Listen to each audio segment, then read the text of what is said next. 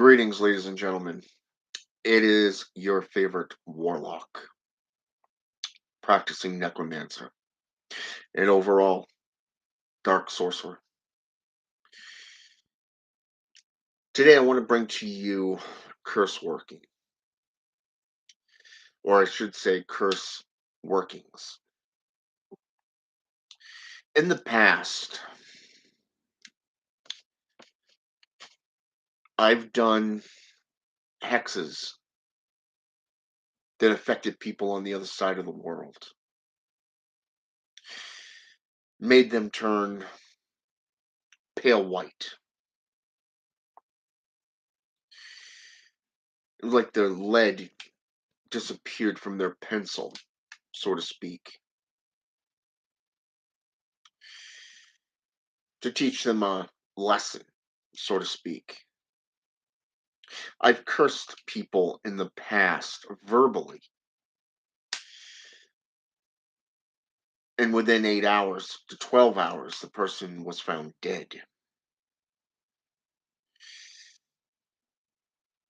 But this does not compare to the last curse I did last year, last October, where I was physically led by an entity that specializes in vile magics. That was, to say, the most potent curse work that I've ever done to date.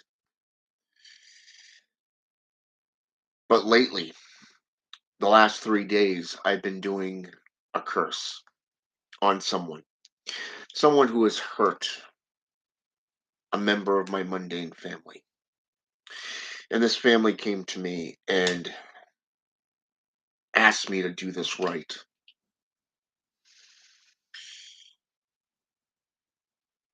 I'm pretty sure they were joking, but here's the thing. With what this individual has done, it is unforgivable, unredeemable.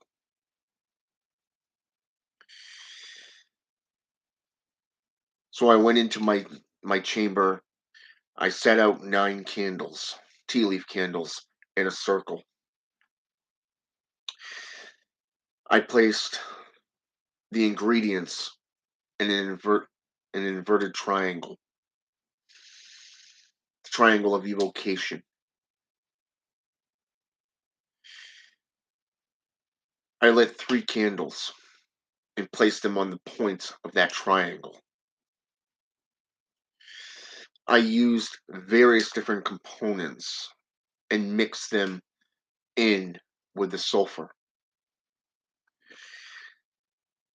I placed the effigy to which I linked this individual to in the very center.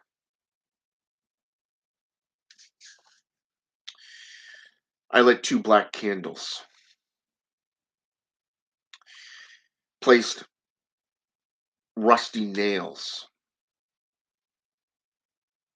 in the eyes, the ears, and the throat.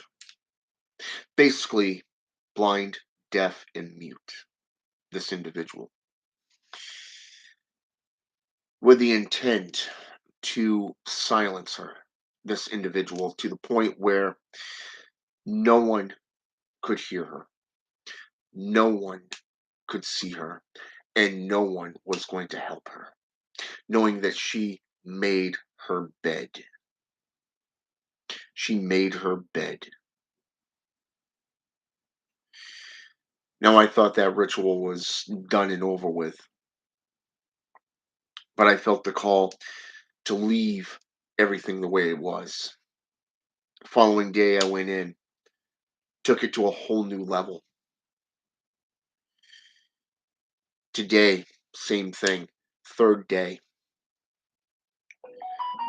The difference here between the last curse and this one is there's a difference between personalized curses and that of baneful magic.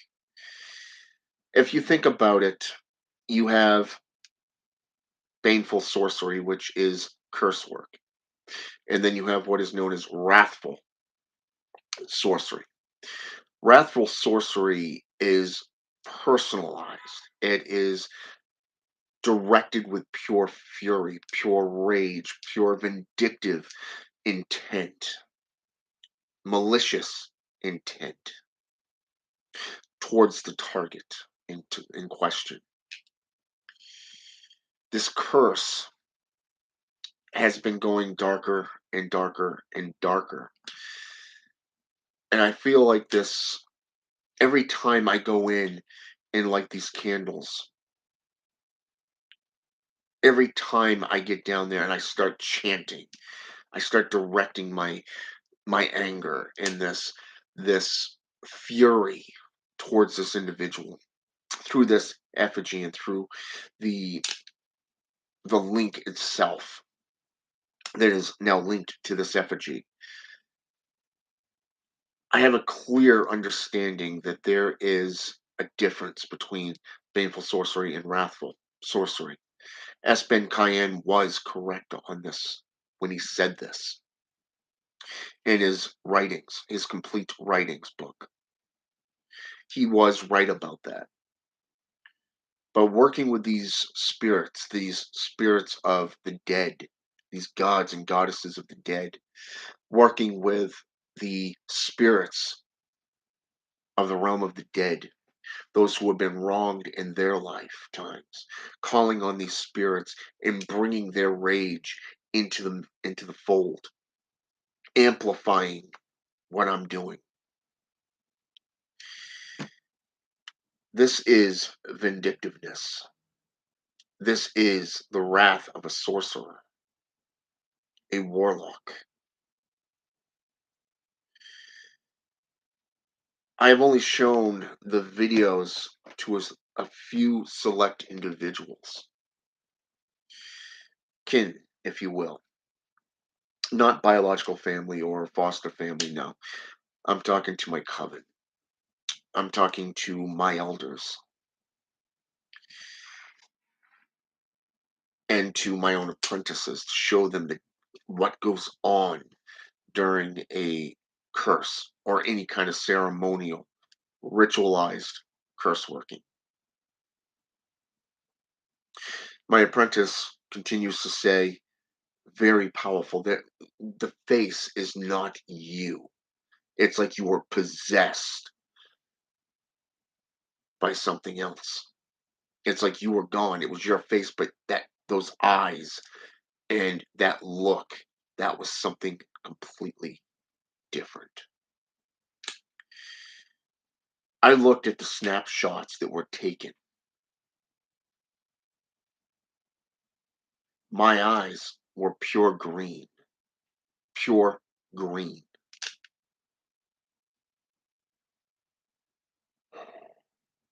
I've had people tell me that my eyes glowed red when I get surprised,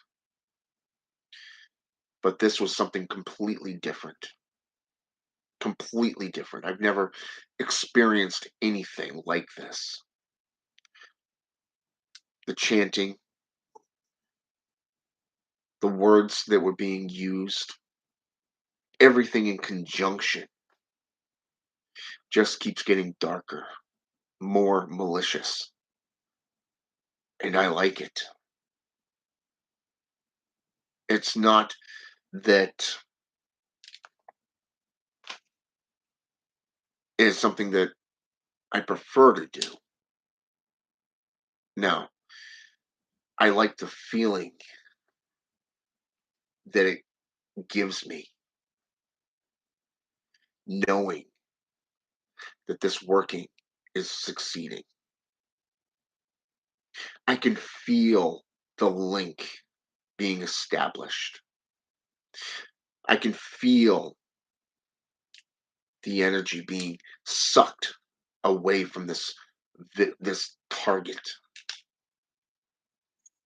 More so, I can feel the fear setting in, gasping for air, and thinking about what's going on. It's like a noose around someone's neck. If you think about it, it is one of those curses that the tighter it goes, the more they lose, the more lies are exposed, the more they struggle, the more revealing they become to the world. The rites and rituals that you use as a sorcerer, a warlock, a witch, doesn't matter if you're a caprata or a bokor, the energy that you put into your rituals and rites, those that you call upon, are you don't second guess, you don't hesitate to employ them. If there is no other way around this to do something else, then this is the course of action that is needed. This individual has already said her intent. This would be like comparing her to Putin, for an example. He's already declared himself and dedicated himself to the war in Ukraine. Just like this individual is dead set, dedicated to making my family member's life hell. And she's getting away with it because of the law of the land. The law of the land. But even there, with all the evidence, it's starting to come to the surface. It's bubbling to the surface. And every time I step foot in that ritual room, that inner sanctum, completely dressed for ceremonial rites, ceremonial magics,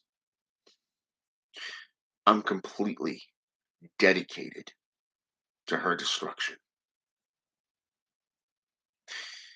Justice will be justified. Anubis, holding the feather in one hand and the human heart in the other,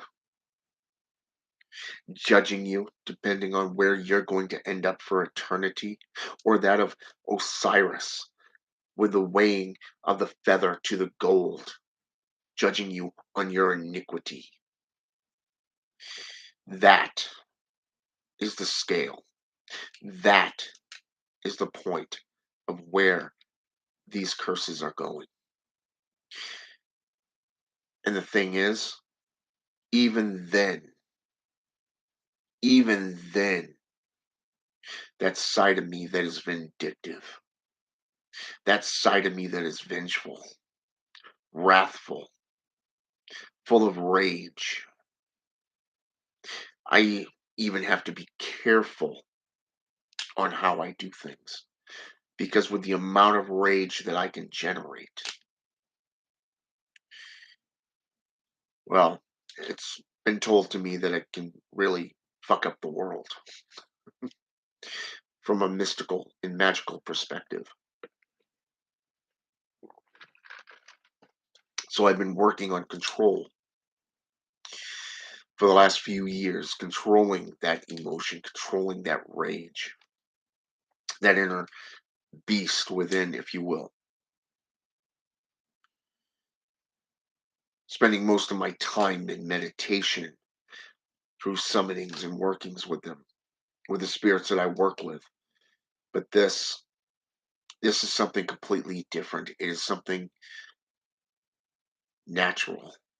It is something, the base core of animalistic tendencies. It is natural to want justice. It is natural to want vengeance. Every major religion out there calls for an eye for an eye, blood for blood, life for a life, bone for bone. But this person, she hides behind the legal system. She hides behind other people, making up lies and stories against my family member. Guess what?